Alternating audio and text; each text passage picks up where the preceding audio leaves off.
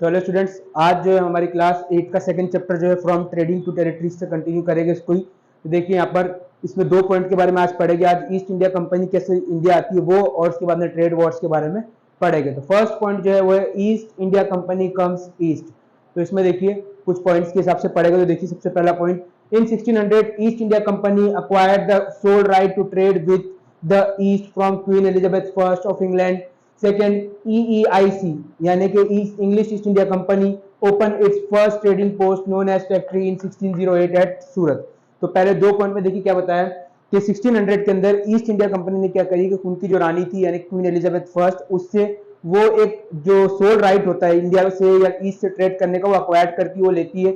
यानी इसका मतलब यहाँ पर ये था कि अब इस कंपनी के अलावा यानी जो इंडिया आ रही है ईस्ट इंडिया कंपनी, इसके अलावा और कोई इंग्लिश कंपनी जो वो इंडिया नहीं आ सकती है।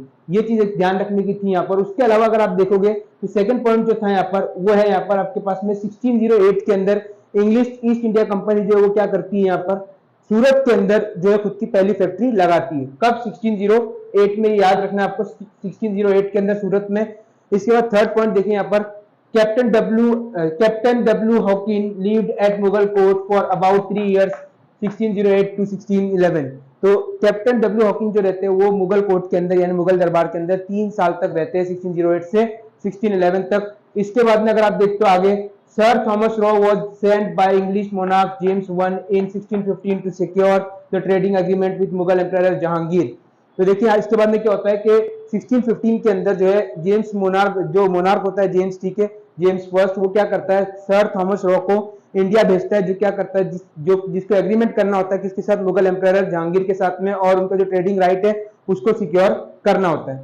इसके बाद में आगे देखिए आप, company establish factories at Bharuch and Ahmedabad also. तो इसके बाद में क्या होता है, कंपनी क्या करती है भरूच और अहमदाबाद के अंदर अपनी फैक्ट्रीज लगाती है। और लास्ट जो पॉइंट इसके अंदर वो है देखिए यहाँ पर, by 1640 the English open their second factory at Fort Saint George later Madras presidency. तो 1640 तक कंपनी क्या करती है मद्रास प्रेसिडेंसी के अंदर, जिसको वो पहले सेंट जॉर्ज बोला करते थे, ठीक है, फोर्ट सेंट जॉर्ज बोला करते थे, उसके अंदर अपनी सेकंड फैक्ट्री ओपन कर लेते हैं। तो ये कंपनी के बारे में था, कंपनी की कुछ अर्ली सेटलमेंट्स थे, एस्टेब्लिशमेंट थी कंपनी की, जो कंपनी ने इंडिया के अंदर करी थी, किस तरीके से वो आए, किस तरीके से उन्होंने इंडिया के अंदर जो है अपने आप को फैलाना स्टार्ट किया, इंडिया के अंदर अपनी रूट जो थी फैलाना स्टार्ट की। तो ये कंपनी के बारे में कुछ पॉइंट्स थे जो आपका फर्स्ट पॉइंट था इसके अंदर। सेकंड यहाँ पर अगर आप देखते हो ट्रेड वॉर्स के बारे में था, मैंने आपको पहले वीडियो में बताया था कि कंपनी जो इंग्लिश ईस्ट इंडिया कंपनी थी उसके अलावा फ्रेंच, डच और पोर्टुगीज कंपनी ये भी थी वो इंडिया के अंदर थी। तो उनसे किस तरीके से जो है वो आपस में वो लड़ते थे, क्या होता था यहाँ पर ये देखिए। सबसे पहले ट्रेड वॉर जो था, ट्रेड वॉर वगैरह जो था उसका रीजन क्या था देखिए। तो पहला पॉइंट यहाँ पर आपको दिया, fine quality of cotton, silk, paper, cloves, cardamom wax in great demand in Europe. तो जो ये चीजें थी, कॉटन था, सिल्क था, पेपर वगैरह, क्लोव्स, ये सब जो थे ये इनकी ग्रेट डिमांड थी, डिमांड बहुत थी यूरोप के अंदर, ठीक है। इसकी वजह से क्या थी कि वो कंपनियां वगैरह जो थी वो इंडिया आती थी, इंडिया के अंदर मसाले अच्छे मिलते थे तो उसकी डिमांड थी, तो वो इंडिया आते थे। अब क्योंकि इंडिया वो आ गए तो इसके इंडिया के अंदर भी उनके कॉम्पिटिटर्स थे, ठीक है, तो उनको एलिमिनेट करना जरूरी था। तो यहाँ पर देखिए बाकी के दो पॉइंट्स यहाँ पर, the only way to trading companies could flourish by eliminating the rival competitors, they engage bloodshed on the open sea, even they regularly sunk each other ships. तो देखिए क्या हुआ यहाँ पर कि अब इंडिया के अंदर उनको सोल अकेले अपनी तरीके से क्या करना था, व्यापार करना था, ट्रेड करना था।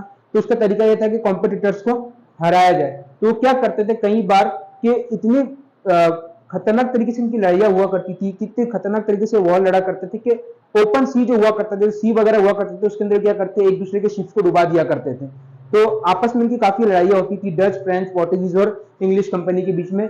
इसके बाद में अगर आप देखोगे तो थर्ड पॉइंट आता है आपके पास में, Dutch trading centers at Surat, Ahmedabad, Bharuch, Nagapattinam and Masulipatam, French settlement in India were Pondicherry, Puducherry, Mahe, Chandranagore and Karikal। तो देखिए यहाँ पर क्या बोल रहा है, जो डच और फ्रेंच सेटलमेंट्स थे उसके बारे में बता रहा है अर्ली सेटलमेंट्स की। तो डच सेटलमेंट्स की बात करते हो, डच ट्रेडिंग सेंटर्स की बात करते हो, तो उसमें कहाँ थे वो, सूरत, अहमदाबाद, भरूच, नागापट्टनम और मसूलीपट्टनम के अंदर ट्रेडिंग सेंटर्स थे किसके, डच के। और वहीं अगर फ्रेंच की बात करते हो आप, तो फ्रेंच जो थे उनके पौंडुचेरी में, उसके अलावा माहे, चंद्रनागौर और करिकल के अंदर जो थे वो सेंटर्स यहाँ पर बनाए गए थे। ये जो था आपका स्टार्ट था। अभी देखिए यहाँ पर दो पॉइंट यहाँ पर हो चुके आज। इसके बाद में भी काफी कुछ इस चैप्टर के अंदर है, ठीक है, किस तरीके से कंपनी ने सेटलमेंट इंडिया के अंदर करी। तो होपफुली आपको समझ में आ गया होगा। कुछ अगर आपको नहीं आया तो आप कमेंट कर सकते हो। और यहाँ पर ये भी चीज आप देखिए ध्यान से इसको, कि ये चैप्टर जो है काफी बड़ा चैप्टर है, एक एक चीज आप ध्यान से समझिए इसको अच्छी तरीके से। और जाते जाते आपसे मैं एक बात और कहना चाहूंगा कि चैनल को सब्सक्राइब करके और शेयर भी कीजिए आप इसको, ठीक है, ज्यादा से ज्यादा अपने दोस्तों के साथ में। Thank you.